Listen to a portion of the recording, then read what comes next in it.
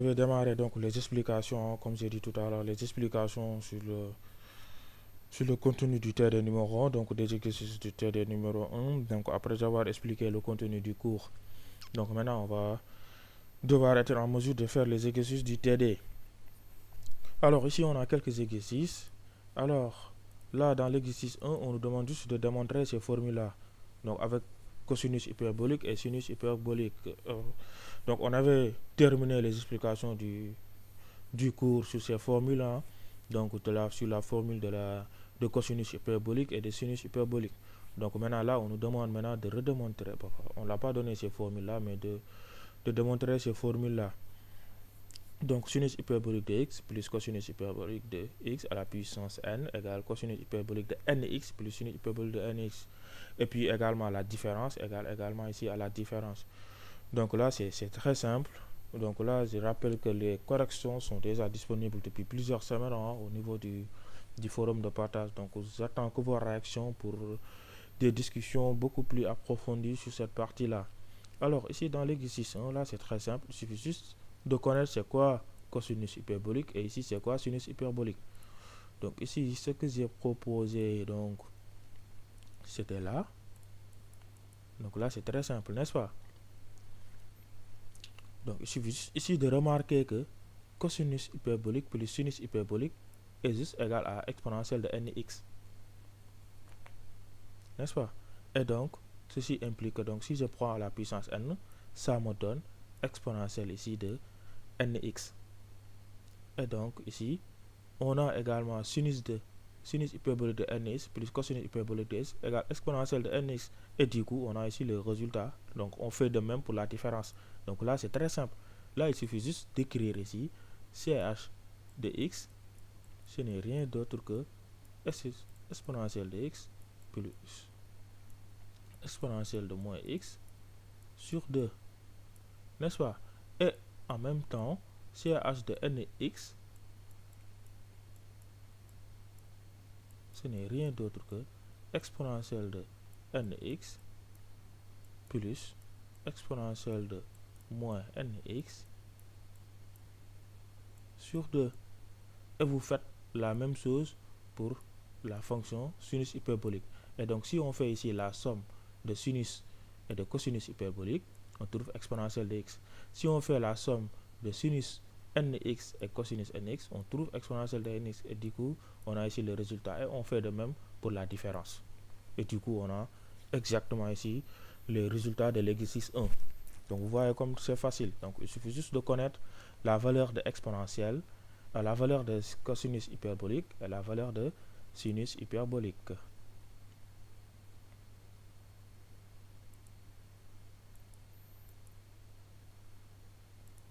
Alors, maintenant on peut passer à l'exercice 2. Donc là c'était très préliminaire, hein. Donc ici c'est très simple. Alors maintenant dans l'exercice 2, maintenant on nous demande de démontrer ces formules-là. Donc là on a deux formules. Donc là c'est des formules classiques, hein, que vous retrouvez dans tous les formulaires, voilà, qui parlent des formules trigonométriques et des formules de fonctions hyperboliques. Donc là on nous demande de redémontrer ces formules-là. Nous on connaît déjà certaines des formules de fonctions hyperboliques, la formule avec somme, la formule avec différence, ainsi de suite. Et on va partir de ces formules classiques-là, connues et données dans le cours, ce que j'ai expliqué dans la première partie lors des explications du contenu du cours, pour redémontrer ce type de formule-là. Alors, donc ici, on a 1 et là, on a 2. Donc le 1, c'est pour la somme de sinus hyperbolique. Et la formule 2, c'est la différence de cosinus hyperbolique.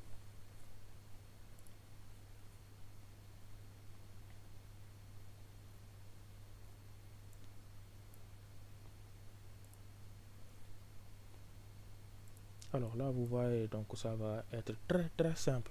On va juste utiliser ces formules-là qu'on connaît déjà. Donc là, c'est déjà dans le cours. N'est-ce pas? On connaît cosinus de A plus B, cosinus de A moins B. Donc je dis cosinus et sinus là, mais c'est hyperbolique. Alors sinus de A plus B, sinus de A moins B. Donc ici, on a ces formules-là.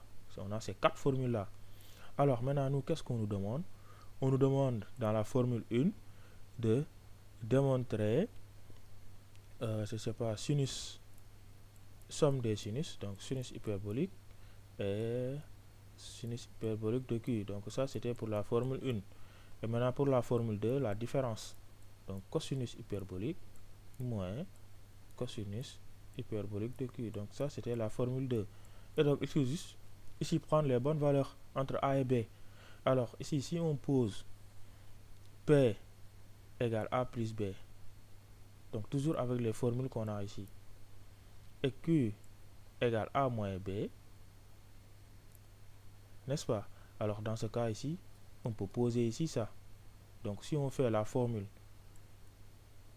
3, non, ici, si on fait ici la formule 1 plus, ici si on fait 1 plus 2, on va retrouver ça. Et ici on fait 3 plus 4, on va retrouver cette valeur-là. Donc ici c'est exactement ça. Donc ici c'est A et B, hein, donc on a P plus Q, donc on l'applique entre A et B, donc ici c'est A, donc ici c'est B. Et donc on aura exactement cosinus hyperbolique moins cosinus hyperbolique de P moins cosinus hyperbolique de Q, c'est exactement égal à ça. Donc je rappelle que c'est des exercices corrigeants, donc là je donne juste pour une, et maintenant c'est à vous de faire l'autre. Donc là je donne ici le résultat pour l'expression de 2, donc cosinus hyperbolique moins de P moins cosinus hyperbolique de Q, et ça donne ça. Donc là il suffit juste, parce que ici, de faire cette somme là. Donc pour l'autre, il suffit juste de faire la somme de 1 et 2. Et là vous avez ici le résultat.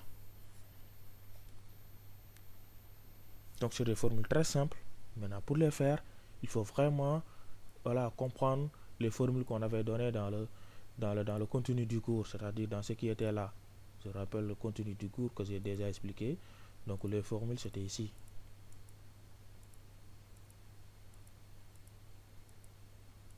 Voilà, ça est là. Donc vous voyez, donc ces formules là, nous on le connaît déjà. Donc c'est des formules que j'avais déjà expliquées tout à l'heure donc dans la première partie, donc dans la vidéo précédente. Donc ici on avait ça. Et donc on l'applique juste dans ces exercices là. Et puis tape, vous avez le résultat. Donc ici on applique juste les formules qui sont données dans le cours. On a donc 4 formules qui sont données dans le cours. Et donc il suffit juste de poser dans les formules A égale P plus Q, et ainsi de suite. Donc voilà, et puis vous avez plutôt P égale A plus B, et puis voilà, ainsi de suite, et là vous avez le résultat. Donc là c'était le 1. Alors maintenant dans le 2, maintenant ça devient un peu plus compliqué. Maintenant là c'est des calculs de limites, des exercices sur des calculs de limites.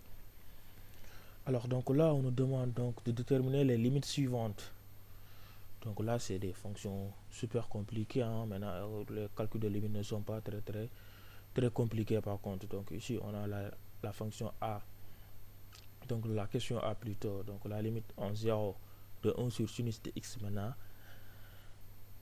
puissance tangente de x. Donc ici on a puissance tangente de x. Si vous regardez bien, à chaque fois on a des puissances assez compliquées. B on a ln de x puissance exponentielle puissance x moins 1. C on a 1 plus x sur 1 moins x puissance 1 sur x, ainsi de suite. En D on a logarithme en base A, on l'avait déjà expliqué. En E on a a puissance x, ça également ça est dans le cours, moins 1 sur x. Et on demande maintenant de calculer ces limites là. Donc pour tous ces calculs de limites là, il y a des techniques à faire, n'est-ce pas? Donc ici il y a des techniques à utiliser. Donc il faut toujours essayer de faire descendre la puissance.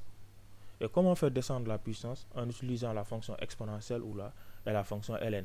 Parce qu'on vous avait dit que voilà, x ce n'était rien d'autre que exponentielle de ln de x. Donc on va juste utiliser cette propriété là pour faire descendre la puissance. Et on sait on sait en outre aussi, on sait que ln de x puissance p, ce n'est rien d'autre que p ln de x. Donc juste on va utiliser ces deux propriétés là combinées qui vont nous permettre maintenant de calculer cette limite là. Donc là ça devient très simple. Maintenant ici donc le x là devient ici une fonction. Donc on va juste dire f de x. n'est-ce pas? Donc ici, notre x qui est là devient f de x. Donc c'est exactement ici f de x. Donc dans le cadre général, donc le x qu'on a ici va devenir f de x. Et on va faire ici la même chose.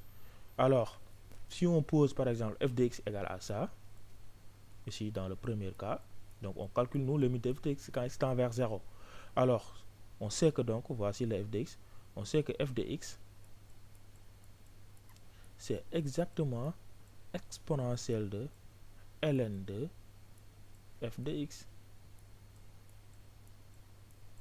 N'est-ce pas? Alors, donc, je vais juste remplacer par sa valeur. Donc là, c'est exponentielle de ln de f de x se remplace par sa valeur. C'était quoi? C'était 1 sur sinus. 1 sur sinus de x, tangente de x. N'est-ce pas? Et donc là, c'est exactement exponentielle de tangente de x, parce que ln de puissance, la puissance peut descendre, ln de 1 sur sinus de x. Et on sait que ln de l'inverse, c'est moins ln. Et donc là, on se retrouve avec ça. Donc ici, c'est égal. Il faut bien faire attention. Je disais tout à l'heure dans les explications du cours qu'il y a beaucoup d'erreurs de saisie dans les fichiers. Donc ici, c'est égal. Et donc là, on se retrouve avec ça. N'est-ce pas? Et donc, on sait que tangente, c'est sinus sur cosinus. Et là, on a ce calcul-là. Vous voyez, donc là, ça devient très simple. Cette valeur-là, c'est exactement la même chose que cette valeur-là. Parce que nous, on va juste utiliser cette formule-là, x ln de x. X égale exponentielle de ln de x plutôt. Et donc, ici, on a ce résultat. Et donc là, si on calcule maintenant, donc là, ça devient très simple avec un changement de variable. Puisque ici, on avait des... Voilà, c'est ce qu'on avait ici.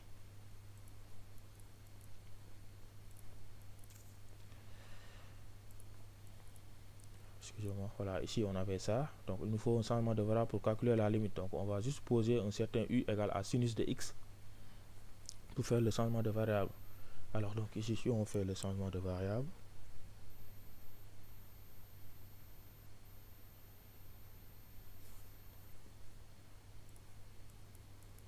alors donc ici en faisant le changement de variable u égale à sinus de x, donc on va regarder maintenant les nouvelles bornes, donc c'est-à-dire où est-ce que va tendre la limite. Nous, la limite initiale qu'on voulait calculer, c'était quand u tend vers 0. Alors, si u tend vers 0, si x plutôt tend vers 0, ça veut dire que ici, sinus de x également va tendre vers 0. Donc, u également va tendre vers 0. Et donc, la nouvelle limite devient ça. Donc, la limite quand x tend vers 0 de tout ça, de sinus de x, ln de x, ainsi de suite. Donc, ça, c'est la limite. Quand, donc, il y a plus ça. Donc, ici, c'est u. N'est-ce pas? Donc, c'est la limite de u, ln de u quand u tend vers 0. Et là, c'est 0. N'est-ce pas? On avait dit que la fonction puissance l'emportait sur la fonction ln.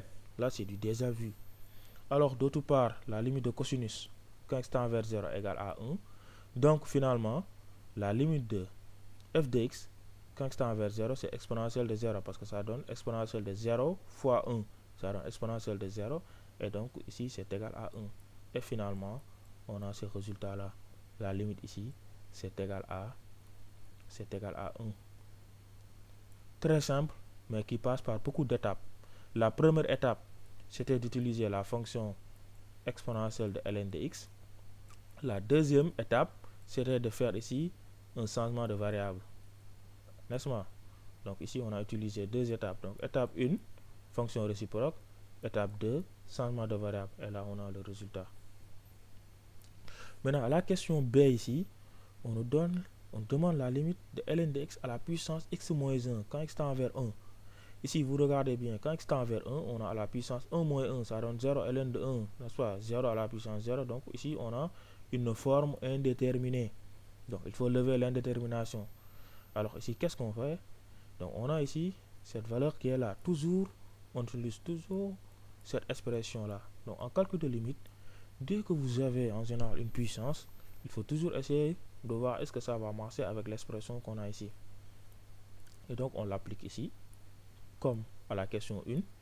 Et du coup, on se retrouve avec ça. Donc ici, c'est x moins 1. N'est-ce pas? ln de x. Ici, il faut bien faire attention. C'est ln de x. Il n'y a pas d'erreur. Et donc ici, maintenant, on va faire un changement de variable. Donc, en posant grand X égale ln de x. Donc, si x tend vers 1 plus, donc ln de x tend vers 0. Et donc ici, x donc égale à exponentielle de grand X.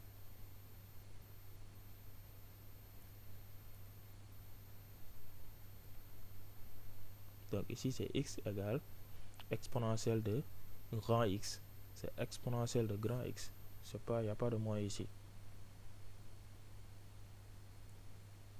Donc ici, il n'y a pas de moins. C'est exponentielle de grand X. Parce que si c'est donné ici, hein, il suffit juste ici de prendre la fonction exponentielle. Donc c'est exactement ça. Alors, parce que ici, pourquoi on cherche petit x? Parce que dans cette expression, il y a non seulement ln, mais il y a exponentielle. N'est-ce pas? Alors, donc dans ce cas ici, on aura ça. Donc il y a le premier exponentiel de x moins 1. Donc exponentielle de encore x à la, n'est-ce pas, moins 1, ln de grand X. Et donc là, on sait que exponentielle de x moins 1 au voisinage de x, ça donne 0. Donc là, c'est le développement limité, mais également c'est les limites, hein, parce qu'on sait que, voilà, on connaît la dérivée, non pas la dérivée, mais on connaît la limite de exponentielle de x moins 1 sur x, n'est-ce pas? Quand x tend vers 0, ça donne 1, donc il y a l'équivalence. Parce qu'ici, on pouvait même diviser ici par x, ça sera plus simple. Alors, on connaît que ça, c'est équivalent à x, donc cette limite-là est équivalent à cette limite-là. Donc ici, la limite donc est équivalent à cette limite-là, ln de x, qui est équivalent à la limite de x, ln de x quand x tend vers 0. Et là, on sait que c'est 0. N'est-ce pas? C'est la même chose qu'on a ici. Et donc ici, la limite donc, x exponentielle de x ln de x égale exponentielle de 0 égale 1. Et résultat final, on retrouve ici la valeur de 1.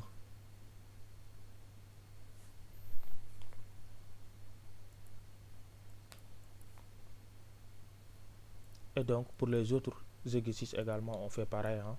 Donc là, vous allez faire la même chose sur les autres parties. Donc, on n'a pas besoin de tout reprendre ici. Donc, il suffit de le reprendre. Ça vous permettra également, voilà, de faire au moins un peu d'effort chez vous. Donc là, vous reprenez cette partie-là. Donc, pour la question CD, donc à chaque fois, c'est la même chose. Donc, vous prenez ln de f de x. Ensuite, vous reprenez exponentielle pour revenir maintenant sur f de x. Donc à chaque fois, vous faites la même chose.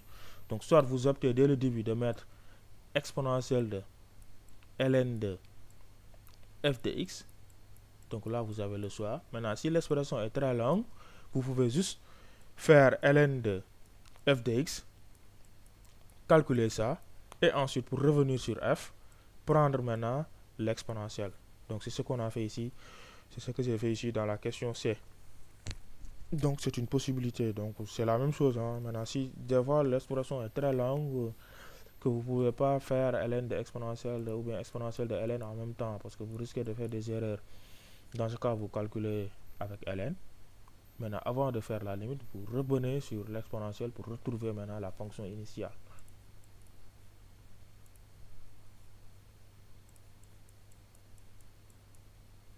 Et donc là, c'était l'exercice 4. Donc je donne les explications de l'exercice 4 avant la fin du temps. Donc voilà, c'était ça.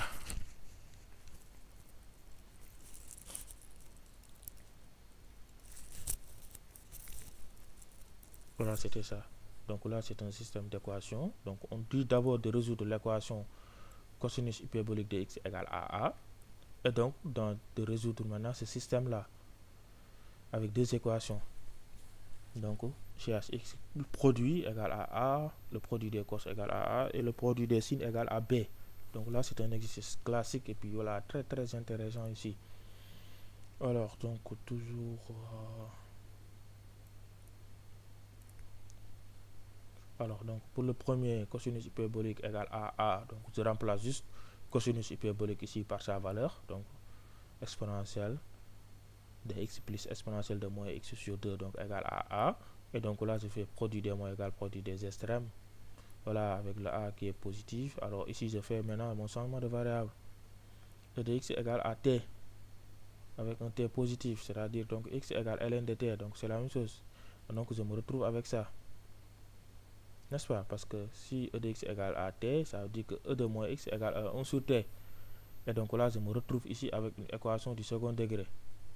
Et donc là, je cherche delta. Ensuite, maintenant, je fais une discussion. Ici, il faut bien faire attention, hein, parce que si je calcule ici delta, je ne connais pas, je ne sais pas si delta est positif ou pas.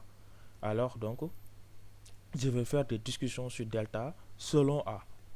Donc, delta est positif si A est supérieur à 1. Dans ce cas, on connaît les valeurs de T1 et de T2. À partir de T1 et de T2, je retrouve la valeur de X. Parce que n'oubliez pas que X égale ln de T1. Donc, je vais éliminer les valeurs qui seront négatives. Et donc là, on aura ça. Donc ici, il faut bien faire attention parce qu'il y a des discussions. Donc c'est positif. Donc il y a une solution si delta est positif. Et donc dans ce cas, on aura cette valeur-là. Donc ici, c'était ça le piège en fait. C'est que si vous ne faites pas cette discussion-là, donc là, si vous ne le précisez pas, vous risquez de ne pas avoir le bon résultat. Alors dans le 2 maintenant, on nous dit, donc c'est ça.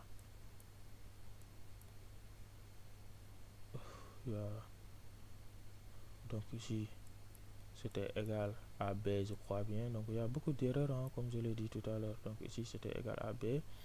Alors maintenant, là, on fait l'opération. Donc ça, c'était le système 1 et 2. Donc ici, c'était bien B. Alors ici, si on fait 1 plus 2, on retrouve ça.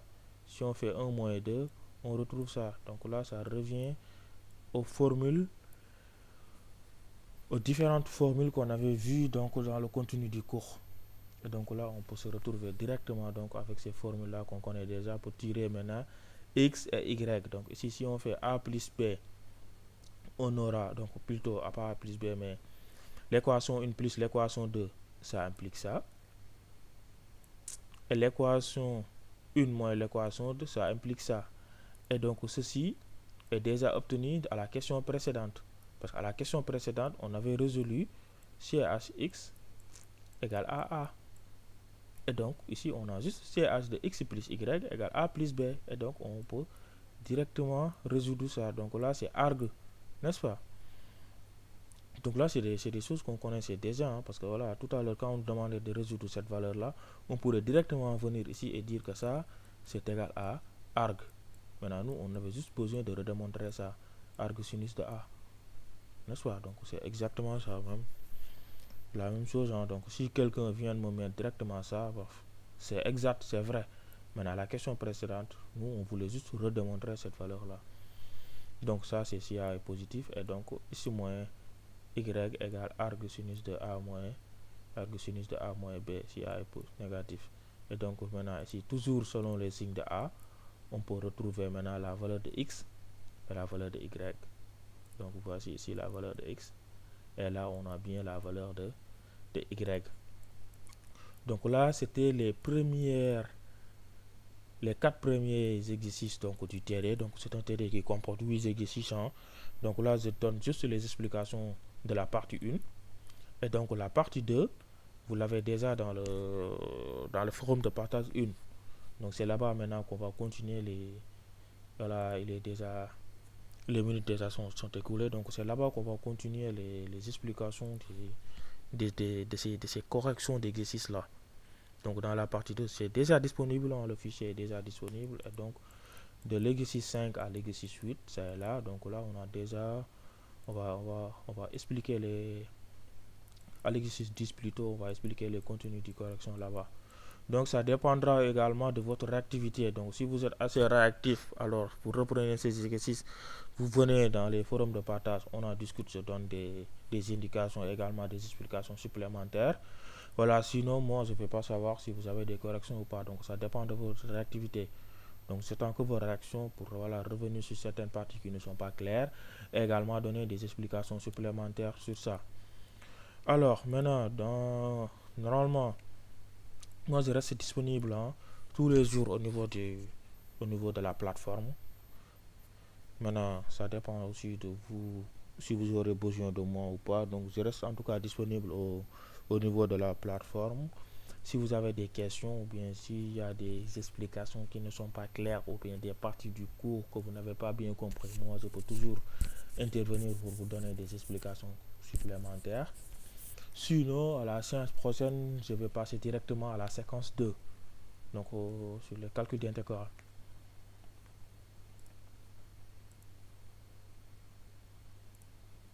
Alors, donc voilà, c'est ce qu'il fallait voir aujourd'hui, hein.